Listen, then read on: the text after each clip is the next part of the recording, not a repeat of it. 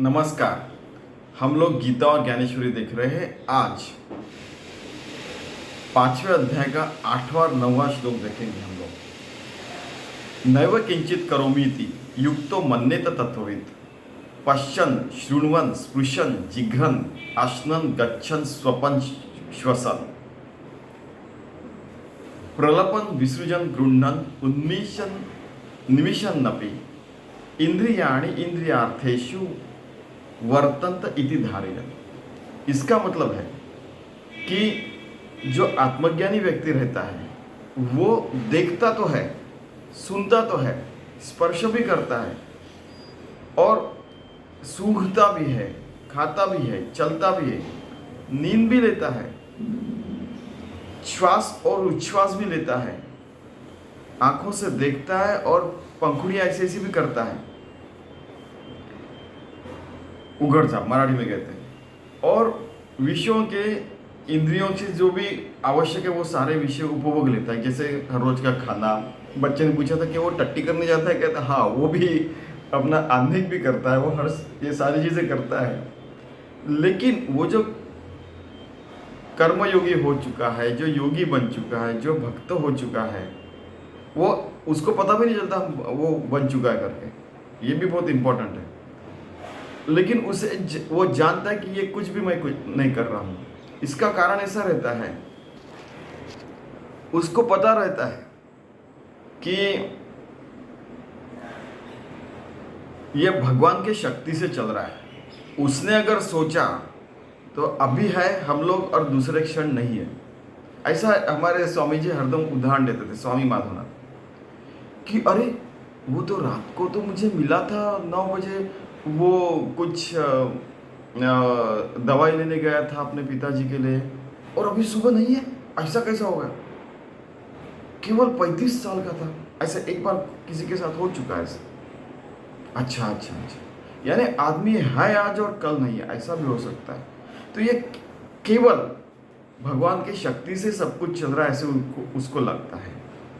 अभी ज्ञानेश्वर महाराज क्या करें देखिए, जे पार्थतया देही मी ऐसा ठाऊक नाही, सॉरी मी ऐसा आठवू नाही तरी कर्तृत्व कैसे काय उरे सांगे, कि जो देह भाव में नहीं है उसको अपना सारे काम करते हुए दिखता है लेकिन वो उसका कर्तृत्व नहीं लेता है। देखिए ज्ञानेश्वर महाराज ने 1200 में अगर ये कहा, 1200 कुछ साल में, उसके बाद में 300 350 साल के बाद तुकाराम, संत तुकाराम जी ने भी ऐसे ही कहा है कि साले हे शरीर कुणाचे सत्ते, कोण बोलविते हरिविना, देखवी ऐकवी एक नारायण, तयाचे भजन चूकू नये, वृक्षाचंही पान हाले ज्याची सत्ता, राहिली हंता मग कुठे। ऐसे यानी उन्होंने कहा कि ये शरीर किसके शक्ति से चलता है और वृक्ष की जो पत्ती रहती है वो भी भगवान के इच्छा से ही हिलती है, डुलती है, कुछ भी होता है।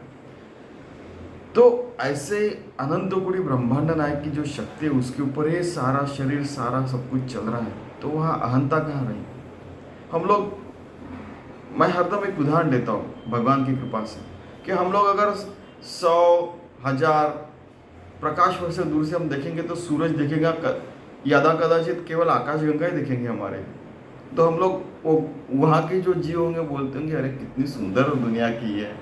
तो उनके लिए तो हम अस्तित्व में नहीं है। हम इसीलिए इस पूरे अनंत ब्रह्मांड, कोटि ब्रह्मांड नायक का हम लोग अगर भाग हो जाते हैं, योगी बन जाते हैं, भक्त बन जाते हैं, उस स्वर्ग स्थिति में जीते हुए भी रहते हैं, तो वो सबसे अच्छा होता है कि हम लोग उस जो ये सारा चला रहा है उससे हम लोग एकरूप हो गए, तो हमारा सब कुछ उससे एकरूप ही होने वाला है। कर्म हो, ध्यान हो, नाम हो, हर रोज की जो खाना पकाना हो, खाना खाना हो, अपना जॉब हो, कुछ भी हो, सारी चीज़ें। ऐसे तनु त्यागे विण अमूर्ताचे गुण दिसती संपूर्ण योग युक्ता।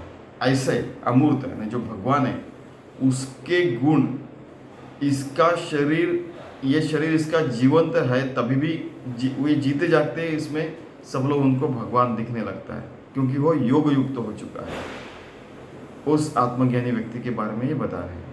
एरवी आणिकांचे परी तोही एक शरीरी अशेषी व्यापारी वर्तुते दिसे, कि बाकी के सब लोगों के जैसे, बाकी के सब जीवों के जैसे ये इसका शरीर जी रहा है, खा रहा, पी रहा है, सब कुछ कर रहा है, ऐसा दिखता है।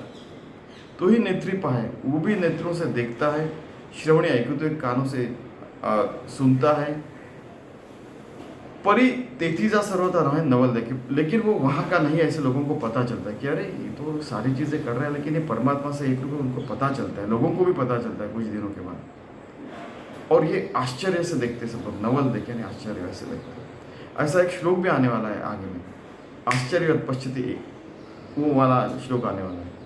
स्पर्शाशी तरी जाने परिमूल सेवी घ्राणे अवसरोचित बोलने तयाई आती, कि वो भी स्पर्श करता है, उसको भी पता चलता है कि अरे छोटे से बच्चे को हम लोग हाथ लगाए, उसकी छोटी छोटी उंगलियां हैं और उसके छोटे छोटे गाल हैं, ऐसे उसको पता चलता है।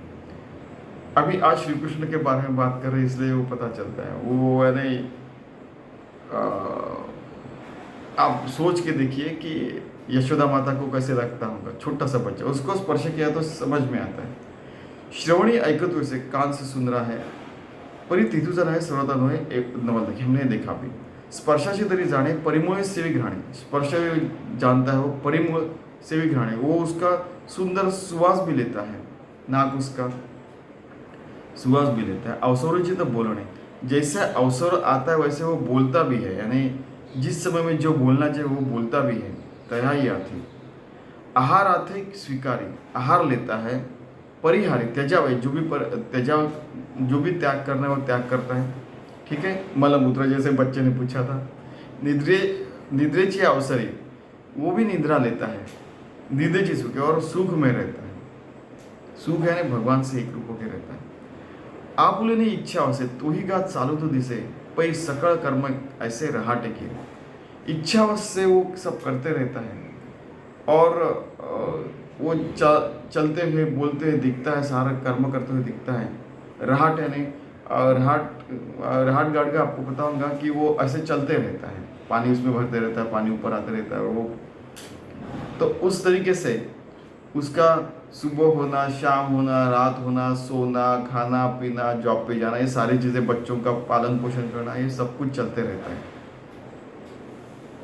हे सांगो काय एक एक देखी श्वासोश्वासाधिक आणि निमिष निमिष आदि करूँगी। और क्या बताओ, उसका श्वासोश्वास, श्वास और उच्छ्वास सब चलते रहता है। निमिष निमिष वो सांस लेता है, वो छोड़ता है, और निमिषन अपने आँखों की पंखुड़ियाँ कैसी उघड़ झाप, यानी वो ऐसा ऐसा वो चलते रहता है। आदि गुण आदि सारी चीज़ें उसके ज़िंदगी में चलती रहती हैं। पार्था त्याचे ठाई है आघवेचे आती पाई, परी तो करता रहे काही प्रतिदि बड़े।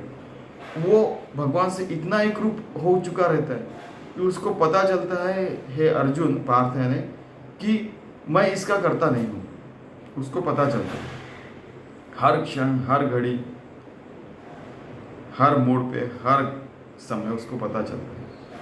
जे भ्रांती से जे सुतला ते स्वप्न सुखे भूतला, मग ज्ञानोदयी चेतला दिया, कि उसकी सारी ये जो भ्रांति है वो सब चली गई है। क्योंकि भूतल में रहना एक स्वप्न जैसा ही है, स्वप्न सुख जैसे है, तो उसके वो परे चला जाता है, क्योंकि उसको आत्मज्ञान हुआ रहता है। और इसीलिए वो भगवान के प्रति हरदम समर्पित रहता है। वो कर्मयोगी हो जाता है, वो आत्मज्ञानी हो जाता है, वो योगी भक्त होके रहता है। और इस आत्मज्ञान में रहने के कारण ही उसे पता चलता है कि भाई निर्वैरता से, ईगोलेस यानी अहंकार से के परे रहना ही अच्छा है, इसके ऐसा उसे पता चलता है। ठीक है, तो आज श्री कृष्ण ने हमें जो बताया, ज्ञानेश्वर महाराज जो बताया, आज नवमी है, जन्माष्टमी कल रात को थी, तो 12 बजे उसका जन्म हुआ है। तो हम उसकी ये सारी बातें सुनते हैं और आचरण में लाने का प्रयास करते हैं। धन्यवाद।